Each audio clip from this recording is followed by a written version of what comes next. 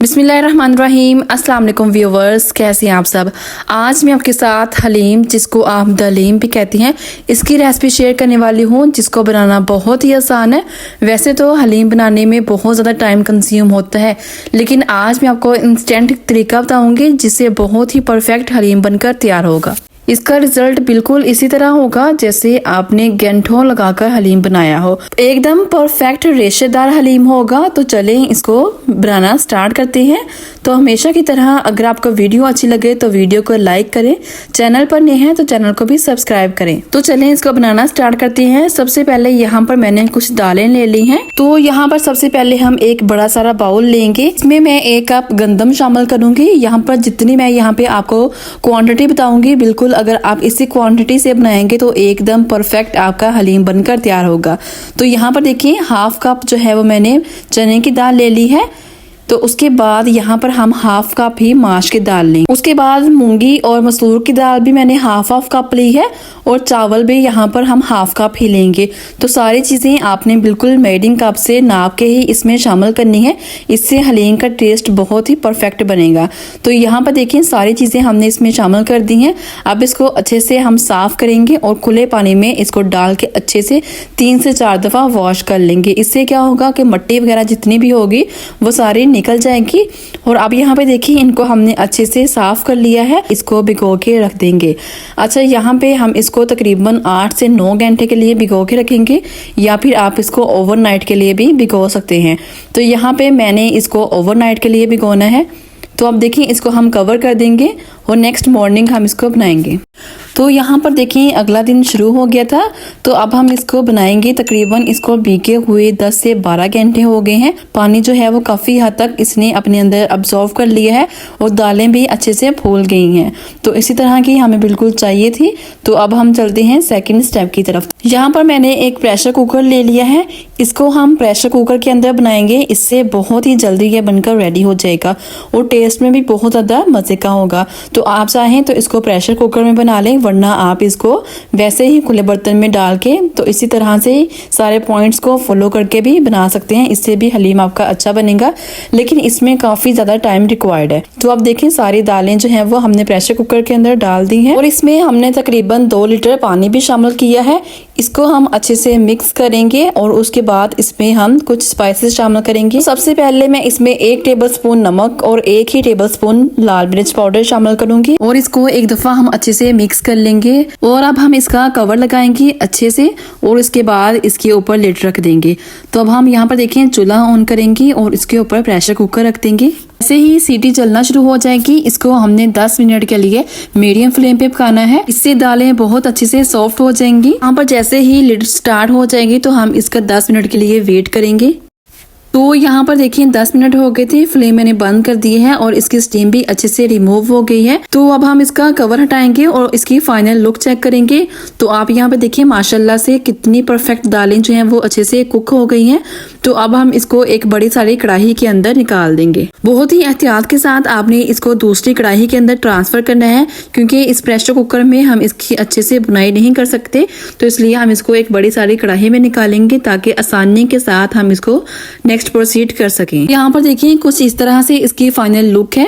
तो अब हम दोबारा से फ्लेम ऑन कर देंगे। तकरीबन मीडियम फ्लेम मैंने यहाँ पे किया है और दोबारा हम इसको अच्छे से पकाएंगे। तो यहाँ पर हम चम्मच की मदद से या फिर अगर आपके पास घोटना है तो उसकी मदद से भी हम इसको हिलाएंगे। इससे बहुत अच्छी जो है वो दालें मिक्स हो जाएंगी, मैश हो जाएंगी। दूसरी साइड पे हम एक कढ़ाई लेंगे। इसमें मैं 1 कप कुकिंग ऑयल का शामिल करूंगी। ऑयल जैसे ही गर्म हो जाएगा तो हम इसमें 2 मीडियम साइज के प्याज, जिसको मैंने बारीक चॉप कर लिया था, वो शामिल करेंगे।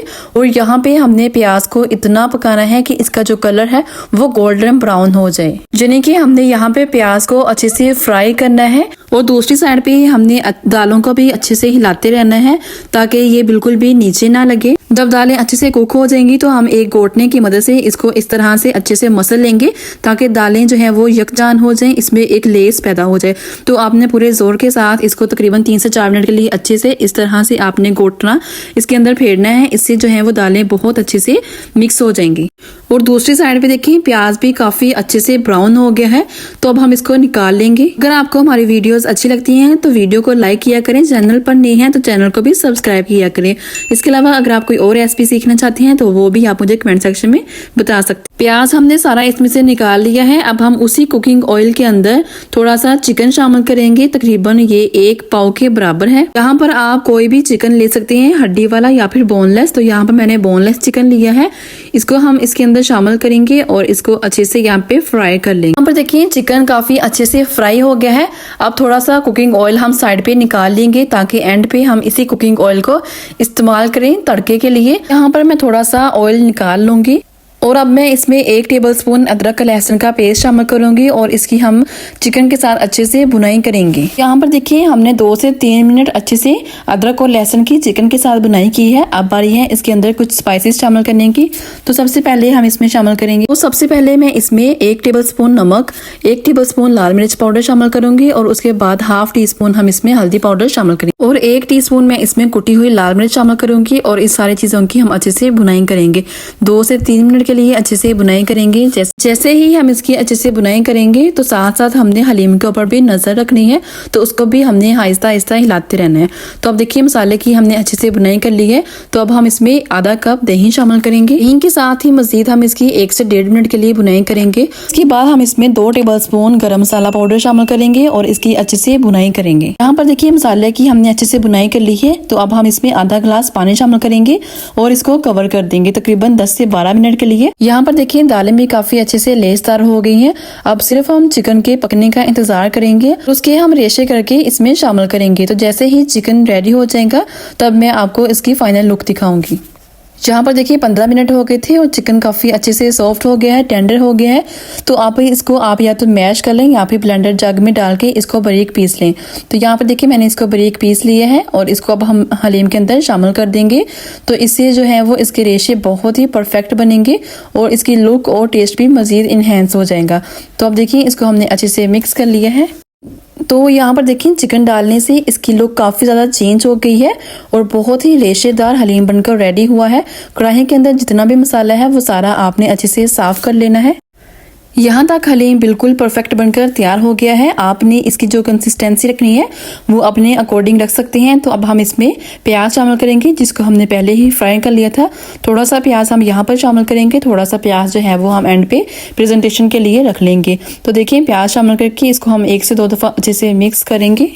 यहाँ पर हलीम हमारा बिल्कुल रेडी हो गया है। अब हम इसको सर्व करेंगे। इसकी जो कंसिस्टेंसी है वो आपने अपने अकॉर्डिंग ही रखनी है। तो अब यहाँ पर मैंने एक बाउल ले लिया है, इसके अंदर हम सारा हलीम शामिल करेंगे।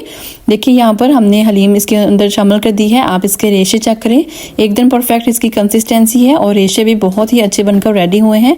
तो अब हम इसके ऊपर थोड़ा सा प्याज स्प्रिंकल करेंगे जो पहले हमने फ्राई किया था।